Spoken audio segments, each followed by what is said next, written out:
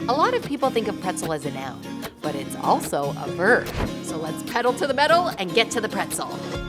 First, stir together your yeast, sugar, salt, and flour in the bowl of a stand mixer, or mix the old-fashioned way by using your hands. Yep, big hunk. Oh. Add in hot water and knead until a ball forms. Look at that happy little ball. He's cute. Coat a bowl with cooking spray and place the dough inside. Swirl our little dough boy around until he's nice and coated. Cover the bowl and let it rise until it's doubled in size, about an hour. Let's get out some aggression and punch down the dough. Yeah!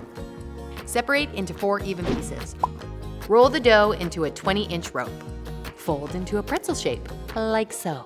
It might take you a couple tries. It took me a few. That does not look right. Hold on. Oven ain't gonna heat itself, so let's get it preheated to 400 degrees. Now prepare a baking sheet with parchment paper and sprinkle little bits of cornmeal on top. A key step to pretzeling is boiling. So let's boil some water with some baking soda and sugar. The baking soda changes the pH of the water to basic, which helps the pretzels brown and become crispy in the oven due to the Maillard reaction. Boil each pretzel for 30 seconds on each side. Throw them on a baking sheet.